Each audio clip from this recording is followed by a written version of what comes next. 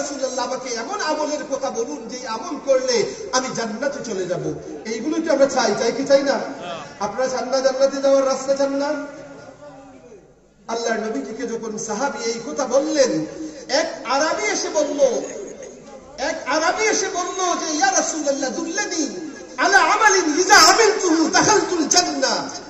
আল্লাহর নবী বললেন ফাকালা তা'বুদুল্লাহ ওয়া লা তুশরিক বিহি শাইয়া। আল্লাহর নবী কি বললেন? আল্লাহর ইবাদত করো, আল্লাহর সাথে কাউকে শরীক করিও না। কি করব আমরা? বলেন না, আল্লাহর ইবাদত করব, আল্লাহর ইবাদতের সাথে কাউকে শরীক করব না। মনে থাকবে? আল্লাহর ইবাদতের সাথে আমরা বিভিন্নভাবে শরীক করি, বিভিন্নভাবে আমরা শরীক করে ফেলে মানুষ। মাজার জিয়ারতের জায়গা, মাজার সিজদা দেওয়ার জায়গা নয়, মাজার জিয়ারতের জায়গা। মাজারের মধ্যে যাইয়া গরু জবাই করে সিন্নি করার জায়গা মাজার নয়। মাজারের মধ্যে মান্যত করে আপনি বাড়ি থেকে মুরগি জবাই করে মাজার নিয়ে যাবেন, এগুলো বিতরণ করবেন, এই জন্য মাজার হয় নাই। এটা আমাদের প্রচলিত অভ্যাসে পরিণত হয়েছে। আমি বলছি না হারাম, আমি বলছি না নাজায়েজ, but it is not what we should do. মাজারের মধ্যে কোনো কিছু নিয়ে যাওয়া, মান্যত করে এগুলো নিয়ে যাওয়া, এগুলো ইসলামের কোনো বিধান নয়। মাজার জিয়ারতের জায়গা, মাজার শব্দের অর্থ হচ্ছে which should be visited, a place which is visited, it is called mazar. যেই জায়গার জিয়ারত করা হয় এটাকে বলা হয় মাজার। কিন্তু আমাদের মধ্যে প্রচলিত অভ্যাস হচ্ছে আমরা মাজার বলতেই বুঝি সেখানে জিয়ারত করব, কেউ যাইয়া যা মন চায় তা করবে। আবার অনেক সময় বর্তমানে এমনও দেখা যায় প্রেমিক প্রেমিকার সহজ মিলন স্থল হয়ে গেছে মাজার। ঠিক কিনা বলেন? এরকম অনেক জায়গায় অনেক মানুষদেরকেও জুটিকে পাওয়া গেছে। প্রিয় হাজরিন, মাজার পবিত্র জায়গা, কবর পবিত্র জায়গা, সেটাকে আমরা পবিত্র রাখবো। একজন মৃত মানুষের সম্মান খানায় কাবার দিকে তাকিয়ে আল্লাহর নবী বলেন একজন মুমিনের মর্যাদা হে খানায় কাবা, তোমার চাইতে একজন মুমিনের ইজ্জত আরো বেশি। বড় করে বলুন সুবহানাল্লাহ। সিমিলারলি তদ্রূপ ভাবে কবরে থাকা একজন মুসলমানের কবরের মধ্যে যে মুসলমান আছে, জিন্দা থাকলে তার মর্যাদা যেভাবে আপনি দিতেন, কবরের মধ্যে থাকা ওই মানুষটারও মর্যাদা আপনি সেইভাবে দিবেন। বড় করে বলুন সুবহানাল্লাহ। সেই জন্য কবর পবিত্র জায়গা, কবর যেমন তেমন জায়গা না। মানুষ অনেক সময় মনে করে যে কবরের মধ্যে তাকে কবরে জিনে ধরছে, এরকম অনেক বলে কি বলে না, যে তাকে কবরে জিনে ধরছে। কবর এমন জায়গা যেখানের মধ্যে জিন ভূত থাকে না। বলেন না সুবহানাল্লাহ। কবর এমন জায়গা যেখানে জিন ভূত থাকার কথা না। কবরের মধ্যে জিন ভূত থাকে না। আপনার বাড়ির ছাদের উপর জিন ভূত থাকে। সুবহানাল্লাহ বলবেন না? আপনার বাড়ির ছাদের উপর, প্রত্যেক মানুষের ঘরের ছাদের উপর একটা দুইটা না, মিনিমাম 40টা জিন থাকে। আল্লাহু আকবার বলেন না? Minimum at least 40 jinns lives in the house of every believer. প্রত্যেক মুসলমানের বাড়িতে একটা দুইটা না। আপনারা ঘরের সদস্য হয়তো 3 জন 5 জন, বাট জিনের সংখ্যা হচ্ছে মিনিমাম 40 জন। আমার কথা না, হাদিসের কথা। কবরের মধ্যে জিন জাতি থাকার কথা। মাজার হচ্ছে পবিত্র জায়গা, জিয়ারতের জায়গা, আমরা জিয়ারত করবো। প্রিয় হাজিরিন, কিন্তু মাজারের অবস্থা হয়ে গেছে এমন, নারীরা মাজারে যাওয়া নিষেধ। নারীরা মাজারে যাওয়া নিষেধ। কোন এক চক্রে তারা যদি যায় দেখতে যে এখানে ওদের মাধ্যমে ইসলাম প্রতিষ্ঠিত প্রসারিত হয়েছে, আমি একটু দেখতে যাবো শুধু, তাহলে যদি কোনো কারণে চলে যায়, গেলে যে বিরাট সওয়াব পেয়ে যাবে, একটা সওয়াব পেয়ে যাবে, দুইটা সওয়াব পেয়ে যাবে, তা নয়। গেছে আল্লাহ চাহে তো দিতে পারে। দলিল ভিত্তিক কেউ বলতে পারবে না যে মাজারে গেলে সে সওয়াব পাবে কোন নারী। অথচ রাসূলুল্লাহ সাল্লাল্লাহু আলাইহি ওয়াসাল্লাম নারীদেরকে এইভাবে জিয়ারত করতে, সাধারণ কবর সহ মাজার জিয়ারত করতে নিষেধ করেছেন। এছাড়া নারীরা যেখানে মসজিদ সবচেয়ে দামি স্থান পৃথিবীর মধ্যে, আমরা সবচেয়ে দামি স্থান সংলগ্ন আরেকটি দামি স্থানের মধ্যে আমরা বসেছি। ঠিক কিনা কথাটা? মসজিদ বেহেশতের অংশ, এখানে এই জাতীয় মাহফিল ও বেহেশতের অংশ। মসজিদে নারীদেরকে যাইতে আল্লাহর রাসূল সাল্লাল্লাহু আলাইহি ওয়াসাল্লাম নিষেধ করেছেন। কেন নিষেধ করেছেন? ফিতনার আশঙ্কা। কেন নিষেধ করেছেন? ফিতনার আশঙ্কা। কোন জায়গায় ভালো কাজ করতে যাইয়া, খেয়াল রাখবেন, ভালো কাজ করতে যায় যদি একটা হারাম কাজ যদি ঢুকে যায়, তখন এই ভালো কাজটা না করা উচিত। এটা হচ্ছে ফতোয়া। ভালো কাজ করতে যাইয়া ওই ভালো কাজের মধ্যে যদি হারাম কাজ যদি চলে আসে, তাহলে কিন্তু এই ভালো কাজটা ত্যাগ করা উচিত। নারীদের ব্যাপারে আল্লাহ রাসূল বলেছেন, নারীরা মসজিদে যাবে না। তার ঘরের মধ্যে যদি সামান্য একটু জায়গা করে যদি সে যদি আলাদাভাবে সাজিয়ে সেখানে যদি বন্দেগী করে, আমরা 27 রাকাত নামাজ যদি জামে মসজিদে ইমামের পিছনে আমরা যদি সওয়াব পাই, আমার মা, আমার বোন, আমার ভাগ্নি, আমার ভাতিজি ঘরের মধ্যে তার নিজের ঘরের এক কোণায় সাজিয়ে পবিত্র অবস্থায় সে যদি নামাজ পড়ে, আমরা কষ্ট করে যে সওয়াব পাবো, আল্লাহর নবী বলেন ওই নারীকে আল্লাহ ঘরের মধ্যে তাকিয়ে সেই সওয়াব দান করবেন। বড় করে বলুন সুবহানাল্লাহ। এখন ওয়াজ শুনবেন নাকি শুনবেন না, আমল করবেন নাকি করবেন না, it is completely up to you. বক্তা তার বক্তব্য দিয়ে যাবে। ইমাম সাহেব মসজিদে প্রতিনিয়ত প্রতি শুক্রবার আপনাকে বক্তব্য দিয়ে শোনান, আপনি শুনবেন কি শুনবেন না, it is your own matter. We cannot force anyone. আমরা কাউকে জোর জবরদস্তি করে কোনো মুসল্লিকে এই আপনার বিবিকে আপনি কেন দিলেন, দিবেন না, এই কথা বলার আমার অধিকার নাই। কুল্লুকুম রাইন ওয়া কুল্লুকুম মাসউলুন আন রাইয়াতিহি। আল ইমাম রাইন। একজন ইমাম হলে ইমামও দায়িত্বশীল আছে। ইমাম মুসল্লিদেরকে বলতে হবে, পরিবারের প্রধান তার সদস্যদেরকে বলতে হবে। যদি পারে না, যদি শক্তি থাকে, তাহলে আল্লাহ রাসূল বলেন কেউ যদি মান রা মিনকুম মুনকারান ফালইউগাইয়িরহু বিয়াদিহি, তোমরা যদি কেউ দেখো মন্দ কাজ হচ্ছে, তাহলে হাত দিয়ে দমন করো। কি দিয়ে দমন করবো? হাত দিয়ে, অর্থাৎ লাঠি দিয়ে, শক্তি দিয়ে তুমি সেটা রুকানোর চেষ্টা করো, বন্ধ করার চেষ্টা করো। ফাইন লাম ইয়াস্তাতি, if you cannot do it, যদি হাত দিয়ে বন্ধ না করতে পারো, ফাবিলিসানিহি, অন্তত জবান দিয়ে বলো যে ইট ইজ নট রাইট। আমরা জবান দিয়ে বলছি। শুক্রবার মুশকিল আসান সহ বিভিন্ন মাজারে অনেক নারীরা যায় কি যায় না? কাদের মা যায়, কাদের বোন যায় সোয়াবের জন্য। আমার মা তো যায় না, আমার বোন তো যায় না। আমি বিয়ে করেছি 16 বছর হয়েছে, আমার বউকে তো একদিনও আমি মুশকিল আসানের মাজার নিয়ে যাই নাই কেন? এর কারণ ওখানে গেলে আমার বউর কোনো সোয়াব হবে না।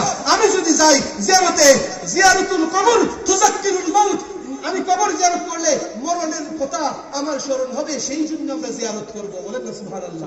তাহলে আমি যাই না কেন? আপনার ইমাম যায় না কেন? আপনার ভাই, চাচাতো ভাই, হুজুর, সে তার বউকে নিয়ে যায় না কেন? আপনি কেন আপনার বউকে মাজারে ছেড়ে দেন? শুক্রবার আসলে আপনি কেন আপনার বউকে, বোনকে মাজারে নিয়ত করে মুরগি জবাই করে নিয়ে যাইতে দেন? আমার বুঝে আসে না। আপনার কোন দিন বুঝবে আসবে? আপনার তো বুঝে আসার কথা যে ইমামের পিছনে আপনি ইক্তাদাইতু বিহাযাল ইমাম বলে নামাজ পড়লেন, ওই ইমামকে তো একদিনও দেখেন না সিন্নি নিয়ে মাজারে যাইতে। আপনি যান কেন? একটু তো বাবার কথা, ঠিক কিনা কথাটা? একটু ভাবেন না। ওয়াজ তো সারা জীবন শুনেন, একটু বুঝার চেষ্টা করেন না। যদি মনে করেন আপনার মেয়েকে আপনি কন্ট্রোল করতে পারেন না, আপনার বউকে কন্ট্রোল করতে পারেন না, তাহলে আপনার কাপড় পরিবর্তন করেন। আপনি শাড়ি পরেন, আপনার বউকে আপনি জিন্স পরান, আপনার বউকে আপনি শার্ট পরান। আপনি পুরুষ নামের কলঙ্ক। প্যারে হাজিরিন, ইট ইজ ইয়োর ডিউটি। যদি আপনি দমন না করেন, যদি আপনি বন্ধ না করেন, তাহলে আপনিই নিজে আপনার স্ত্রীকে, আপনার মেয়েকে জাহান্নামের দিকে দিচ্ছেন, নিজেও জাহান্নামের পথ বেছে নিচ্ছেন। প্যারে হাজিরিন, আল্লাহর জান্নাত পাওয়ার জন্য বেশি কিছু প্রয়োজন নয়। আল্লাহর রাসূল সাল্লাল্লাহু আলাইহি ওয়াসাল্লাম বলছেন, ও আমার সাহাবী, you want to go to Jannat, তুমি জান্নাতে যাইতে চাও? সাহাবী বলেন, ইয়া রাসূলুল্লাহ, দুল্লানি আলা আমালিন ইযা আমালতুহু দাখালতুল জান্নাত। এমন আমলের কথা বলুন যে আমল করলে আমি জান্নাতে যাইতে পারবো। আমার নবী বলেন, তা'বুদাল্লাহ ওয়া লা তুশরিক বিহি শাইয়ান, আল্লাহর ইবাদত করো, আল্লাহর ইবাদতের সাথে কাউকে শরীক করিও না। মাজারে যাই যদি কেউ বলে মুশকিল হাসান আমাকে দিয়ে দিব, মুশকিল হাসান আমাদেরকে দিয়ে দিব, এটা সম্পূর্ণ গুমরাহি আকীদা, সম্পূর্ণ শিরকি আকীদা, সম্পূর্ণ গুমরাহি আকীদা। আমি আল্লাহর ওলির ভক্ত। আমাকে যদি কেউ বলে আমি আল্লাহর ওলির ভক্ত নয়, তাহলে সে ব্যাকল, সে বুঝে না, কোরআন হাদিস কখনো পড়ে নাই। আল্লাহর ওলিদের এখানে যাওয়ার মানে এটা হচ্ছে যে তাদের পাশে গেলে আমার ইবাদতে শান্তি লাগবে, আমি কিছু বলতে শান্তি লাগবে, তাদের স্মৃতি, তাদের পথ চলা, তাদের জীবনী, এগুলো আমার খেয়ালের মধ্যে এমনিতেই চলে আসবে। আমি যখন সেখানে বসবো, আমার বসলে সেখানে হয়তো ইবাদত করতে একটু শান্তি লাগবে। রাস্তাঘাটে যদি বসে আপনি আল্লাহরে ডাকেন, এইটা শান্তি লাগবে? নাকি আপনি যদি মসজিদে যাই আল্লাহকে ডাকেন শান্তি লাগবে? কোন জায়গায়? মসজিদে একটি জায়গার দরকার, একটা ভালো স্থানের দরকার, সেজন্য আমরা যাব। এখন আমরা যাই কবরে থাকা শুধুমাত্র ওলিদের পাশে যাই, আমরা জিন্দা যে আল্লাহর ওলিগণ আছেন তাদের পাশে আমরা যাইতে চাই না। এটাই হয়ে গেছে বর্তমানে ইসলাম। মনে করে যে কবরে যে আছে উনি আল্লাহর ওলি, আর জিন্দা যারা আছে আল্লাহর ওলি নাই। আল্লাহর ওলি প্রত্যেক মুমিন মুমিনাত। বড় করে বলুন সুবহানাল্লাহ। If you are a true believer, যদি তুমি সত্যিকারের মুমিন হও, ঈমানদার হও, তাহলে তোমার পরিচয় হচ্ছে যে তুমি আল্লাহর একজন ওলি। বড় করে বলুন সুবহানাল্লাহ। প্রিয় হাজিরিন, তাহলে আমরা আল্লাহর ইবাদত করতে যাই, খেয়াল রাখতে হবে শিরিক করতে পারবো না। 2 নম্বর আমার নবী কি বলেন জান্নাতে যাওয়ার জন্য? ওয়া তুকিমুস সালাতা। কি করতে হবে? ওয়া তুকিমুস সালাতা। 5 ওয়াক্ত নামাজ ফরজ। It is obligatory, compulsory upon every person, whether he is a male or female, ছেলে হোক মেয়ে হোক পুরুষ হোক নারী হোক, সকলের জন্য একটা বয়স যখন হয়, সাবালক যখন ছেলে হয়ে যায় মেয়ে হয়ে যায়, তার উপর নামাজ ওয়াজিব না সুন্নত? কি ওয়াজিব না সুন্নত? ফরজ। আপনার ডিউটি, আপনার ছেলে নামাজ পড়ে কি করে না আপনার ডিউটি। ডিউটি কি আমার? কার ডিউটি? আপনি তাকে খাওয়াবেন, আপনি তাকে পরনের কাপড় দিবেন, আপনি তাকে স্কুলের খরচ দিবেন, মাদ্রাসায় পড়ার খরচ দিবেন। আমরা মাদ্রাসাতে বলি, হুজুররা মসজিদে মাইকের মধ্যে বলেন, ইমাম সাহেবরা ওয়াজের মধ্যে বলেন যে 10 বছর হলে অথবা সাবালক হলে তার উপর নামাজ ফরজ। এখন আপনি যদি আপনার ছেলেকে ওই ফরজ কাজে যদি উৎসাহিত না করেন, দায়ী আমি হব না, দায়ী আপনি হবেন। Choice your path. আপনি আপনার রাস্তা আপনি চিনে, রাস্তা আপনি পছন্দ করলেন, whether you want to choose the right one or you want to choose the wrong one, সঠিকটা নিবেন নাকি অঠিকটা নিবেন সম্পূর্ণ আপনার উপরে। আপনার দায়িত্ব আজকের মাহফিল থেকে বিদায় নিয়ে আপনি যখন বাড়িতে যাবেন, ফজরের নামাজ আপনার ছেলে পড়লো কিনা, আপনার মেয়ে পড়লো কিনা আপনার দায়িত্ব।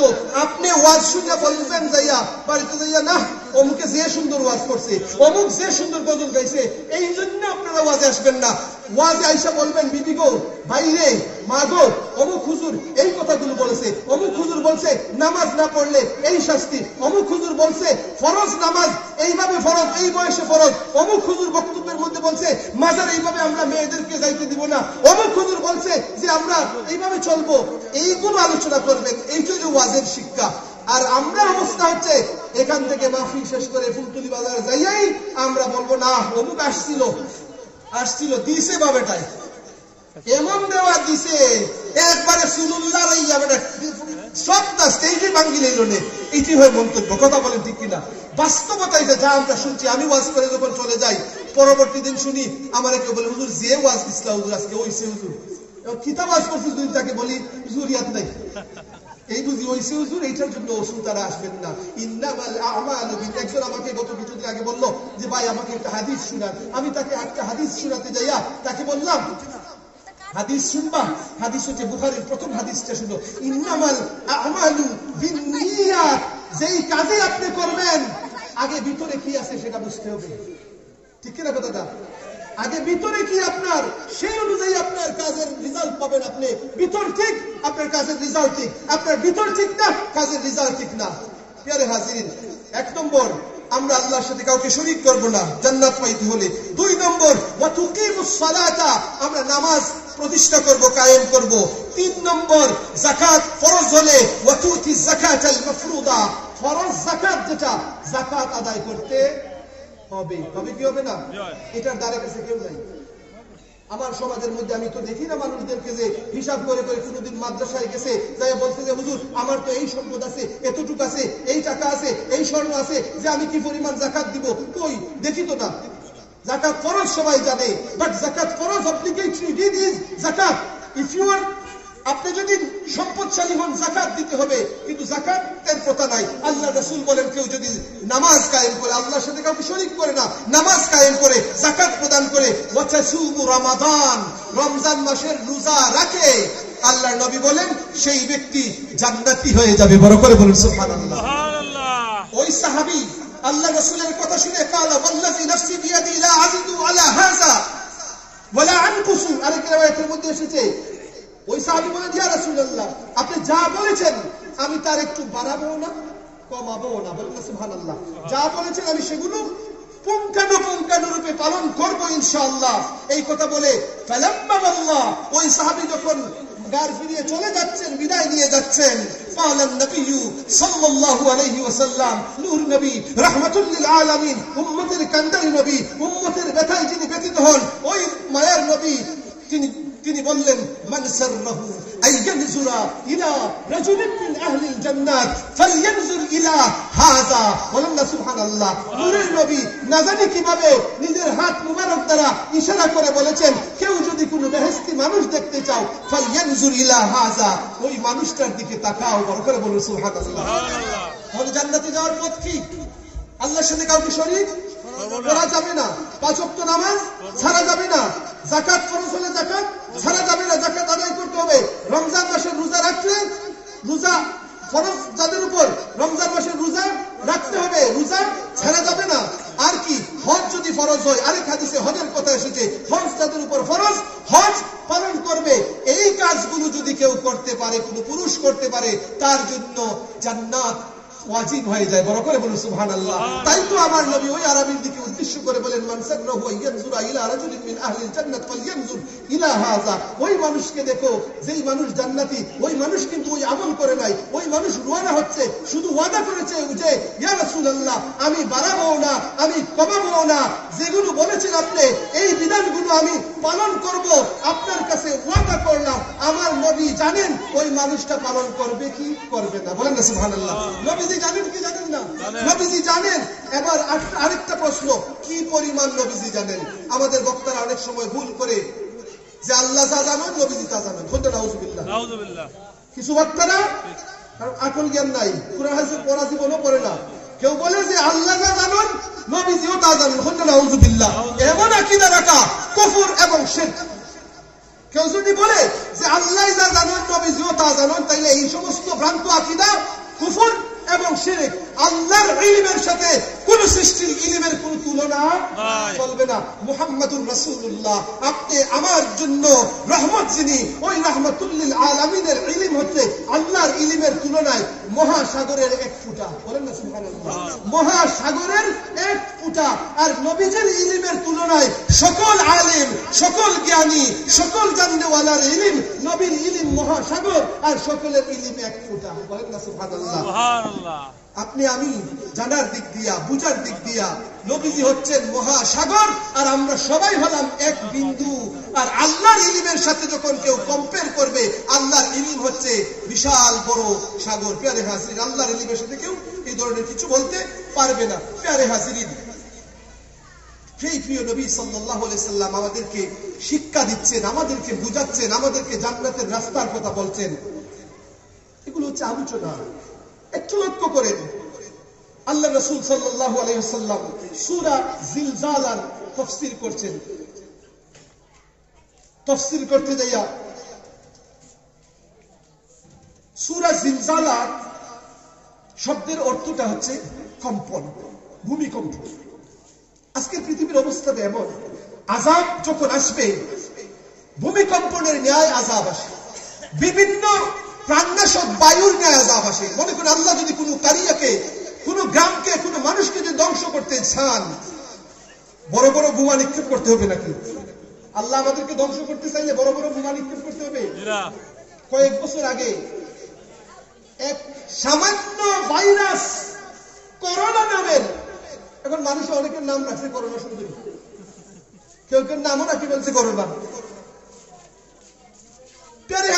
করোনা নামক ভাইরাস যেটা এসেছিল একটু বাতাসের মতো, ওটা আসছে কোথাতে কেউ জানে না, কেমনে আসে জানে না, হাসি দিলে নাকি ছড়িয়ে যায়, আরেকজনের হয়ে যায়। আল্লাহ চাহে তো হতে পারে, আল্লাহ না চাহে তো হবেও না।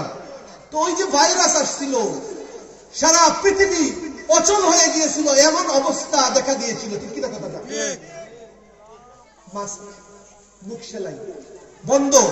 যেই পুরুষ শক্তিশালী বীর বাহাদুর ছিল, সেই পুরুষও মাস্ক ব্যবহার করেছে। কথা বলেন, মাস্ক ছাড়া রাস্তাঘাটে চলে গেছে? ওই ভাইরাসকে দেখা গেছে কখনো? তো আল্লাহ যদি কাউকে ধ্বংস করতে চান, আল্লাহর এগুলো হচ্ছে আযাব, এগুলো হচ্ছে সাইন অফ আল্লাহ সুবহানাহু ওয়া তাআলা। বড় আযাব হচ্ছে জিলজাল, যেটা ভূমিকম্প ন্যায় যেটা আসবে। বর্তমান যুগে যা হচ্ছে, যারাই অবাধ্য হয়েছে, আমেরিকার অবস্থা আপনারা দেখেন, লস অ্যাঞ্জেলাস নাম শুনছেন? Los Angeles, everyone, those who have mobile device, when they go to YouTube and searching on Facebook, they can see what's happening in Los Angeles. What is this? Why is this? Why is the beautiful city destroyed without any enemy? কোন শত্রুবিহীন, শত্রু ছাড়াই এই পুরা শহর একেবারে ধ্বংস হয়ে গেছে। মুরব্বী সাহেবরা হয়তো জানেন না, কিছু মুরব্বী সাহেব আছে, যেখানে আপনারা জানি লস অ্যাঞ্জেলাস কাদের জায়গা জানেন? সবচেয়ে জঘন্য কাজ যে স্থানে হয়, বেহায়া, অশ্লীলতা, নোংরামি যেখানে হয়, সেই সিটির নাম হচ্ছে লস অ্যাঞ্জেলেস। আবার সেই সিটি হচ্ছে এমন যেখানের মধ্যে 20 লাখেরও মানুষ 1000 কোটি টাকার মালিক, প্রত্যেকেই 1000 কোটি টাকার বেশি টাকার মালিক। লস অ্যাঞ্জেলেস নামক স্থানে যারা বাস করে ওদের অবস্থা হচ্ছে এমন যে প্রত্যেকটা মানুষ 1000 কোটি টাকা সর্বনিম্ন তার আছে, এই পরিমাণ মিনিমাম। কতজন মানুষ আছে 20 লাখেরও বেশি এইরকম 1000 কোটি টাকাওয়ালা? আশ্চর্য না? এদের শহর, তাদের শহর, বড় বড় নায়ক নায়িকা যারা ছিল, বড় বড় কোটি কোটি 1000 কোটি টাকাওয়ালা যারা ছিল, তারা মনোরঞ্জনের জন্য, বিনোদনের জন্য, আমোদ ফুর্তির জন্য সেই অঞ্চলগুলোর মধ্যে তারা ঘর নির্মাণ করেছে, প্রাসাদ নির্মাণ করেছে। ওই জায়গাগুলো বাতাসের মাধ্যমে আল্লাহ আগুন দিয়ে একেবারে নেস্তে নাবুদ করে একেবারে ধ্বংস করে দিচ্ছেন। আমরা ভাবলাম, যখনই দেখি এই ভিডিও চিত্রগুলো, তখন আল্লাহু আকবার, আল্লাহু আকবার না বলে মুখ জীবনে কখনো বন্ধ করা যায় না। একবার হলেও আল্লাহু আকবার ধ্বনি আসবে, আল্লাহু আকবার, তুমি কতই না মহান আল্লাহ। যেই সমস্ত জালিমরা ফিলিস্তিনের নিরীহ ছোট ছোট শিশুদেরকেও মায়া করে নাই, মহব্বত করে নাই, একটু মায়া মমতা দেখায় নাই। সারা পৃথিবী যত পাওয়ার রয়েছে, সকল পাওয়ার সম্মিলিত হয়ে, বিশেষ করে আমেরিকার মতো রাষ্ট্র, লন্ডনের, ইংল্যান্ডের মতো রাষ্ট্র, ইংল্যান্ডেও কখন গজব আসবে বলা যায় না, কারণ জুলুম যারা করে তাদেরকে আল্লাহ সুযোগ দেন, ছাড় দেন, ছেড়ে দেন না, আল্লাহ ছাড়েন না। ইন্না বাতশা রাব্বিকা লাশাদীদ, আল্লাহ বলেন আল্লাহর পাকড়া হচ্ছে অধিক কঠিন। It is very strong and powerful. If a DC catches you, if a prime minister catches you, আরেকজন বিশ্ব নেতা আপনাকে মুক্ত করে নিতে পারবে, প্রধানমন্ত্রী, দেশের প্রধানমন্ত্রী আপনাকে পাকড়াও করলে। But when Allah catches someone, কিন্তু আল্লাহ যখন কাউকে পাকড়াও করেন, কোন শক্তি নাই যে আল্লাহর হাত থেকে, আল্লাহর পাকড়াও থেকে আপনাকে বাঁচাইতে পারবে। কথা বলেন ঠিক কিনা? আমেরিকা এমন শক্তি, ওই আমেরিকার শক্তিকে আল্লাহ একটু বাতাস দিয়া, নমরুদকে, ফেরাউনকে আল্লাহ একটু বাতাস দিয়া তার উপর আযাব এবং বিপদ পতিত করেছিলেন। বাতাস আসলো, ফেরাউনের দলের যেভাবে মূসা আলাইহিস সালামকে ধ্বংস করার জন্য ফেরাউন যেভাবে শিশু বাচ্চাদেরকে, মূসা নবীর পুত্রের বাচ্চাদেরকে জীবন্ত হত্যা করেছিল, আল্লাহ মৃদু বাতাস দিয়ে ফেরাউনের জাতের সবাই নিয়ে সকল বাচ্চাদেরকে একেবারে ধ্বংস করে দিয়েছিলেন। প্রিয় হাজিরিন, বাতাসের মাধ্যমে আযাব আসবে, বড় বড় আযাব যখন আসবে, কিয়ামত যখন সন্নিকটে চলে আসবে, আল্লাহ বলেন ইযা যুলজিলাতিল আরদু জিলজালাহা ওয়া আখরাজাতিল আরদু আসফালাহা ওয়া ক্বালা আল ইনসানু মা লাহা। ভূমিকম্প, ভূমিকম্পের পর কম্প, 2 মিনিট মানুষ ভাববে যে ভূমিকম্প মনে শেষ, আবার ভূমিকম্প, ভাববে মনে হয় ভূমিকম্প শেষ, আবার ভূমিকম্প। ইজা যুলজিলাতিল আরদু জিলজালাহা, when the word Eja is used, ইজা যখন শব্দ আসে তখন ইজা মানে হচ্ছে ইজ আর ইজা দুটা এক জাতের শব্দ। ওয়া ইজ ইয়ারফাউ ইব্রাহিমুল কাওয়াইদা, আর ইজা দুইটি শব্দ, আরবিক শব্দ, দুইটি শব্দের একটা হচ্ছে ইজ, when ব্যবহার করা হয়, when যখন ব্যবহার করা হয়, এই ইজ শব্দটা অতীতকালের জন্য ব্যবহার করা হয়, আর ইজা শব্দ যখন ব্যবহার করা হয় ভবিষ্যৎকালের জন্য ব্যবহার করা হয়। যখন ইজা যুলজিলাতিল আরদু জিলজালাহা, যখন কম্পন হবে, ভূমিকম্প যখন আসবে, ভূমিকম্পনের পর ভূমিকম্প মফুলে মতলব ব্যবহার করে এখানে বলা হয়েছে কম্পনের মতন কম্পন হবে। হোয়াট টাইপ অফ ভূমিকম্প, হোয়াট টাইপ অফ আর্থকুইক? কেউ ভাববে যে মনে হয় বন্ধ হয়ে যাবে, আবার দেখা যাবে মানুষ পড়ে যাচ্ছে, এইভাবে বারবার যখন ভূমিকম্প হবে আল্লাহ বলেন ওয়াখরাজাতিল আরদু আসফালাহা, হোয়াট উইল হ্যাপেন, জমিনের নিচে থাকা যত ধনরত্ন আছে, এমনকি কিয়ামত হওয়ার পূর্বক্ষণে হাসুরবাসীরা উঠবে, অথবা কিয়ামতের পূর্বক্ষণে ভূমিকম্পনের সাথে যদি যত লাশ আছে সেগুলো কবর থেকে এমনিতেই লাশগুলো উঠে যাবে। আল্লাহ রাসূলের তাফসীর। আর কি, সম্পদ যেগুলো আছে মাটির নিচে, সেই সম্পদগুলো এমনিতেই সোনা, রূপা, হীরা, জওহর, এই ধরনের মণিমুক্তা সহ সবগুলো উপরের দিকে চলে আসবে। ওয়াকাল আল ইনসানু মা লাহা, people will say what happened to the land, what's happening, what is this. ইয়াউমাইযিন তুহাদ্দিসু আখবারাহা বিআন্না রাব্বাকা আওহা লাহা। ইয়াউমাইযিন, এন্ড দ্যাট ডে, সবকিছু আপনাকে বলে দেওয়া হবে। কেন জমিন সবকিছু বলবে? কি বলবে তার ব্যাখ্যা এসেছে, whatever you have done on the earth, on the land, জমিনে আপনি যা করেছেন সবকিছু বলবে যে অমুক অমুক অমুক এই কাজ করছে, ওই কাজ করছে, ওই কাজ করছে, ওই নাফরমানি করছে, চুরি করছে, ডাকাতি করছে। প্যারে হাজির, ওয়াকাল আল ইনসানু মা লাহা, এর তাফসীরের মধ্যে এসেছে আতা রাজুলুন ইলা রাসূল সাল্লাল্লাহু আলাইহি ওয়াসাল্লাম ফাকালা আকরানি ইয়া রাসূলুল্লাহ, ইয়া রাসূলুল্লাহ, এক ব্যক্তি এসে বলল, ইয়া রাসূলুল্লাহ, আমাকে একটু তেলাওয়াত শিখান, এই সূরার তাফসীর আমাকে একটু তিলাওয়াত শিখান। আল্লাহ রাসূল বললেন, ইকরা সালাসাম মিন জাতি আলিফ লাম রা। আল্লাহ নবী বললেন, আলিফ লাম রা সূরা যেটা, সেটা 3 বার পড়ো।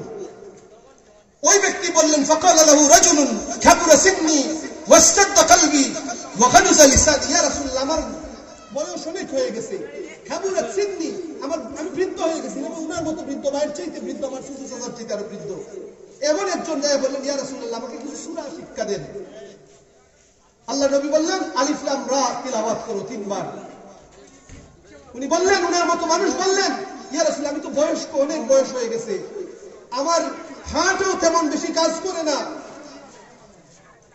হাত কাঁপে এমন অবস্থা, আর আমার জিহ্বাও ভারী হয়ে গেছে, কথা তেমন ঠিক মতো বলতে পারি না। ছোট বাচ্চারা যেভাবে ফটফট করে কথা বলে, আমরা কি সেইভাবে বলি? উনারা কি সেইভাবে বলেন? অর্থাৎ ইয়া রাসূলুল্লাহ, আমার জবানটাও এইরকম হয়ে গেছে। প্যারে হাজিরিন, আল্লাহ রাসূল তখন আবার বললেন, তাহলে ফাকরা মিন জাতি হামিম, সূরা হামিম তিলাওয়াত করো। ফাকালা মিসলু মাকালাতুল উলা, ওই বৃদ্ধ মানুষটা প্রথম যেভাবে বলেছিলেন একই কথা বললেন, ইয়া রাসূলুল্লাহ, আমার বয়স বেশি, ইয়া রাসূলুল্লাহ, আমার শরীরও ঠিক মতন চলে না, ইয়া রাসূলুল্লাহ, আমার জবানও ভারী হয়ে গেছে। আবার নবীজি বললেন, ফাকালা মিসলু মাকাল ফাকালা ইকরা সালাসাম মিনাল মুসাব্বিহাত সাব্বিহ ইসমা রাব্বিকাল আলা, এই সূরা পড়ো তুমি। তিনি একই কথা বললেন। এবার আমার নবী বললেন, ফাকাল ওয়ালাকিন্না আকরান ইয়া রাসূলুল্লাহ সূরা জামিয়া ফাকরা ইযা যুলজিলাতিল আরদু জিলজালহা। তিনি বললেন, ইয়া রাসূলুল্লাহ, আমাকে ছোট্ট একটা সূরা, আপনি আস্ত একটা সূরা আপনি শিক্ষা দেন। আমার নবী বললেন যে তুমি সূরা ইযা যুলজিলাতিল আরদু জিলজালহা তিলাওয়াত করো। তারপরে কি হবে ইয়া রাসূলুল্লাহ? ওয়াল্লাযী বা'সাকা বিল হক্কে। ওই সময় আল্লাহর নবীজি বলার পরে ওই ব্যক্তি বললেন, ইয়া রাসূলুল্লাহ ওয়াল্লাযী বা'সাকা বিল হক্কে, আপনাকে যে আল্লাহ সত্য সহকারে নবী বানিয়ে পাঠিয়েছেন, আমি আজকে ওয়াদা করলাম যে আমি এই সূরা তিলাওয়াত করা বন্ধ করব না। ফাকালা রাসূলুল্লাহ সাল্লাল্লাহু আলাইহি ওয়াসাল্লাম আফলাহার রুয়াইজাল, আফলাহার রুয়াইজাল। আল্লাহর নবী বললেন যে এই বৃদ্ধ মানুষটা ওয়াদা করে গেছে এই সূরা জিলজালা পড়বে নিয়মিতভাবে, ওই মানুষটা কামিয়াব হয়ে গেছে, রুয়াইজাল কামিয়াব হয়ে গেছে, আফলাহার রুয়াইজাল, সে কামিয়াব হয়ে গেছে। বড় করে বলুন সুবহানাল্লাহ। এই সূরা জিলজালার তাফসীরের মধ্যে এসেছে, ওয়ান আনাস রাদিয়াল্লাহু তাআলা আনহু মান ক্বারা ইযা যুলজিলাত আদালাত লাহু বিনিসফিল কুরআন। এই ছোট্ট সূরা জিলজালাকে যদি পড়ে একবার যদি পড়ে, তাহলে অর্ধেক কুরআন পড়ার সওয়াব পেয়ে যায়। বড় করে বলুন সুবহানাল্লাহ। এরপরে কি বলছেন? সুম্মা ক্বালা হাযা হাদিসুন, ওকে, এরপরের হাদিস, ওয়ান সাবিত আন আনাস রাদিয়াল্লাহু তাআলা আনহু ক্বালা ক্বালা রাসূলুল্লাহ সাল্লাল্লাহু আলাইহি ওয়াসাল্লাম কুল হুয়াল্লাহু আহাদ তা'দিলু সুলুসাল কুরআন। একবার সূরা ইখলাস পড়লে কুরআন শরীফের 3 ভাগের 1 ভাগ, অর্থাৎ 3 বার পড়লে 1 খতম কুরআন আদায় হয়ে যায়। কথা বলেন ঠিক কিনা? কুরআন আদায় করলে এইভাবেই তো আমরা শুনে এসেছি, কুরআন আদায় করলে 3 বার সূরা ইখলাস পড়লে 1 খতম কুরআন আদায়ের সওয়াব হয়ে যায়। ওয়া যুলজিলাতি ওয়া ইযা যুলজিলাত তা'দিলু রুবুল কুরআন। আর যদি ইজা জুলজিলাতিল আরদু জিলজালাহা এই সূরা যদি পড়ে অন্ততপক্ষে অর্ধেক কুরআন, আরেক রিওয়ায়াতে 4 ভাগের 1 ভাগ কুরআন তেলাওয়াত করা আদায় হয়ে যায়। প্রিয় হাজির, এই জিলজালা সূরার মধ্যে কি আছে একটা আয়াত সকলের জানা আছে, ফামাইয়ামাল মিসকালা যাররাতিন কি খায়রান ইয়ারা ওয়া মাইয়ামাল মিসকালা যাররাতিন শাররান ইয়ারা। এই তাফসীর আমি আজকে পড়ছিলাম, ভাবছিলাম যে কেউ ওয়াজের বক্তব্য কোন বিষয় দেয় না। আমি যদি মেরাজুন নবী ওয়াজ করি, বাড়ি থেকে শুনতেছি যে সবাই শুধু মেরাজুন নবী বলতে বলতে একই কথা পুনরাবৃত্তি হচ্ছে, তখন আমি ভাবলাম আমি কি করব।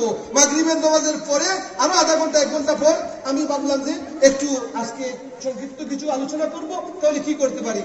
কিতাব খুলছি, কিতাব খুলে হঠাৎ সূরা জিলজালা আমি দেখা যখন শুরু করলাম, তখন ভাবলাম সংক্ষিপ্ত এই বিষয় নিয়ে একটু আলোচনা করব। এই বিষয়ের মধ্যে যা দেখলাম প্রিয় হাজিরিন, একটা আয়াত হচ্ছে ফামাইয়ামাল মিসকালা যাররাতিন খায়রান ইয়ারা। আপনি আমি যে আমলটা করেছি দুনিয়াতে, যে কাজ করেছি, সামান্য যাই করেছেন, সামান্য যা কিছুই করেছেন, ছোট ছোট ভালো আমলও যদি করে থাকেন, এই আমলের বিনিময়টা কি ওইগুলো আপনি দেখবেন। ছোট ছোট মন্দ যা করছেন সেগুলো আপনি পরকালে দেখতে পারবেন। আল্লাহ রাসূলকে সাহাবায়ে কেরাম বলতেছেন, আবু বকর সিদ্দিক বলেন, ইয়া রাসূলুল্লাহ, ছোট ছোট মন্দ কাজ সেগুলোর জন্য আল্লাহ দেখাবেন। এই আয়াত তিলাওয়াত করে আবু বকর সিদ্দিক ক্রন্দন শুরু করছেন, শুধু কাঁদতেছেন আর কাঁদতেছেন। আল্লাহ নবী বলেন, আবু বকর, তুমি তোমার আমল সবকিছু মন্দ ভালো সবকিছু দেখানো হবে, কাঁদছো কেন? ইয়া রাসূলুল্লাহ, ইয়া হাবিবাল্লাহ, তাহলে তো একেবারে শেষ হয়ে যাব। আল্লাহ নবী একটা আশ্বাস দিলেন। কি আশ্বাস? ও আবু বকর,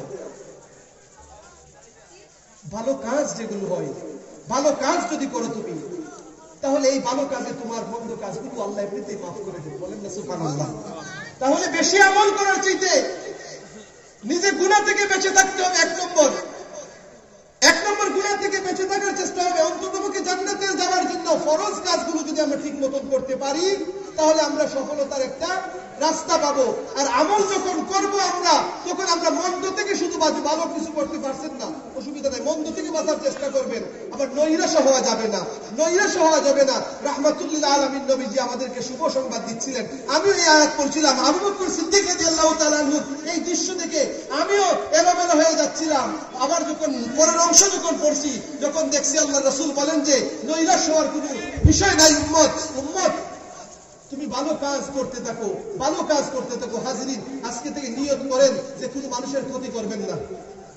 কোন মানুষের ক্ষতি করবেন জানেন না? বুঝছা? প্রতিবেশীর ক্ষতি করবেন। 1 নম্বর, ভালো আমরা যদি কারো যদি ক্ষতি না করি যদি, তাইলে আমরা সফলতা পাবো। উত্তম প্রতিবেশী সেই প্রতিবেশী যে তার প্রতিবেশীর কাছে ভালো।